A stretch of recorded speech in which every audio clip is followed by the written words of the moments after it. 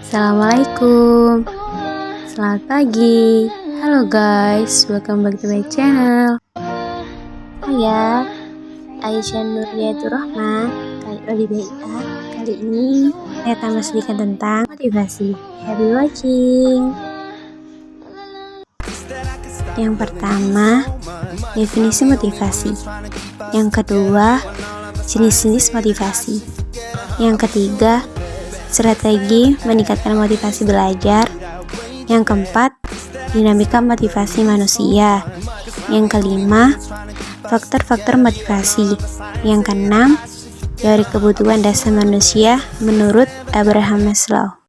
Yang pertama, definisi motivasi. Motivasi adalah gejala psikologis dalam bentuk dorongan yang timbul pada diri seseorang secara sadar untuk melakukan suatu tindakan dengan tujuan tertentu. Motivasi menurut Gage dan Berliner, motivasi merupakan sesuatu yang membuat seseorang untuk bergerak dan memberikan arah pada aktivitasnya. Dia menjelaskan bahwa energi dan arah merupakan inti dari konsep. Selanjutnya, jenis-jenis motivasi. Yang pertama, motivasi intrinsik. Motivasi intrinsik adalah keinginan seseorang untuk melakukan sesuatu yang disebabkan oleh faktor dorongan yang berasal dari diri sendiri tanpa dipengaruhi orang lain karena adanya hasrat untuk mencapai tujuan tertentu. Contohnya, seseorang termotivasi untuk bekerja agar mendapat penghasilan sehingga dapat memenuhi kebutuhan sehari-hari. Yang kedua, motivasi ekstrinsik. Motivasi ekstrinsik adalah keinginan seseorang untuk melakukan sesuatu yang disebabkan oleh faktor dorongan dari luar diri sendiri untuk mencapai suatu tujuannya. Contohnya, seseorang termotivasi untuk bekerja lebih giat karena adanya peluang yang diberikan oleh perusahaan untuk meningkatkan karir kepada pegawai yang berprestasi. Selanjutnya, strategi meningkatkan motivasi belajar.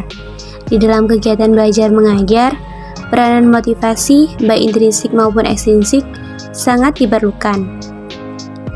Dengan motivasi, pelajaran dapat mengembangkan aktivitas dan inisiatif.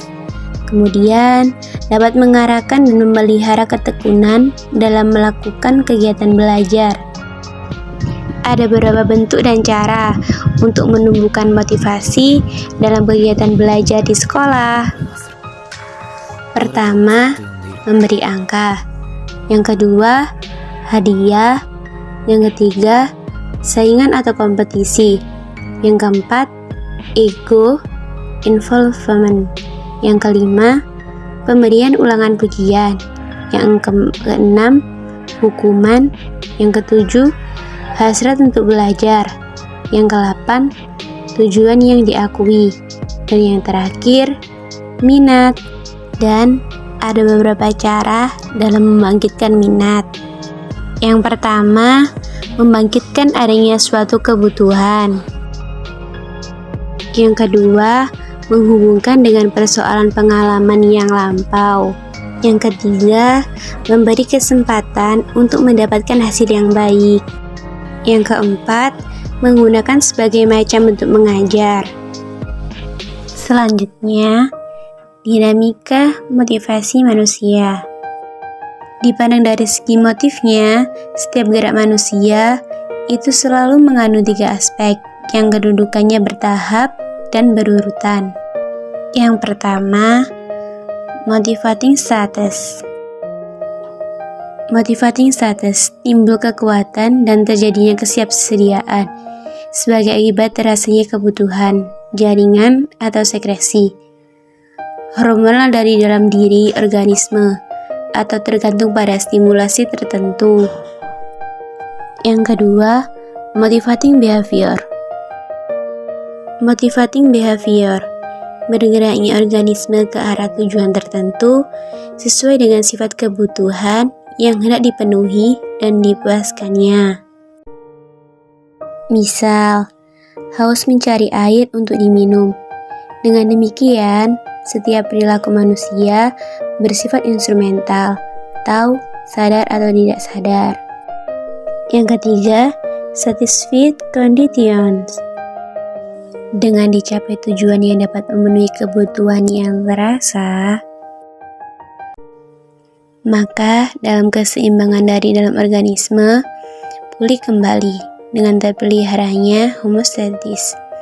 Kondisi demikian dihayati sebagai rasa nikmat dan puas atau lega.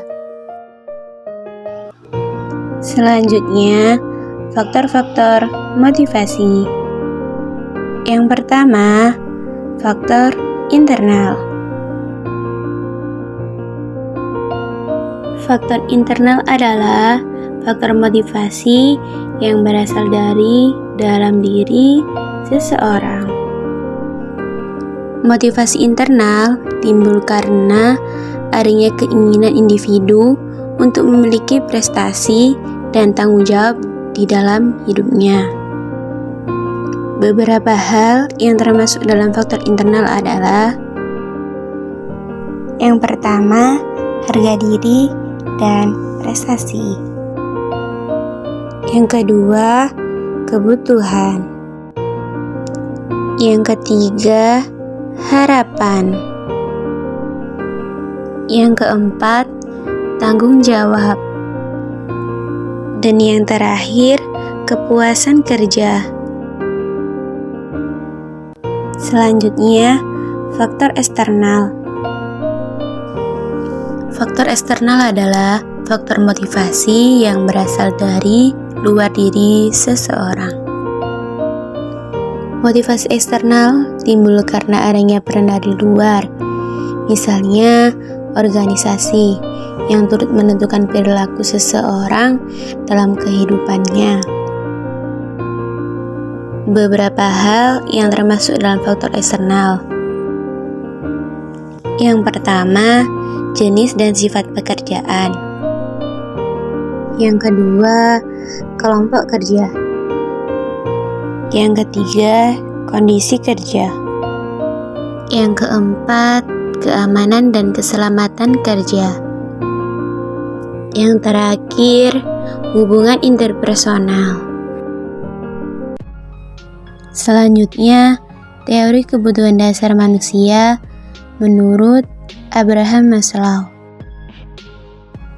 Menurut Maslow, manusia termotivasi untuk memenuhi kebutuhan-kebutuhan hidupnya.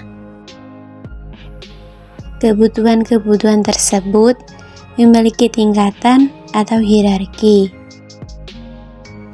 Mulai dari yang paling rendah, yang bersifat dasar atau fisiologis, sampai yang paling tinggi atau aktualisasi diri.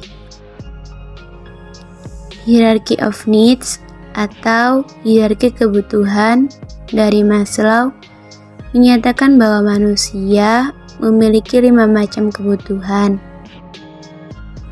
Yang pertama, kebutuhan fisiologis. Yang kedua, kebutuhan rasa aman dan keamanan. Yang ketiga, kebutuhan sosial. Yang keempat, kebutuhan ego.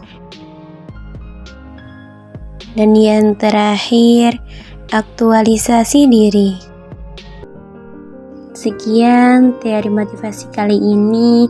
Thanks for watching. Jangan lupa like, comment, and subscribe. Okay? See you.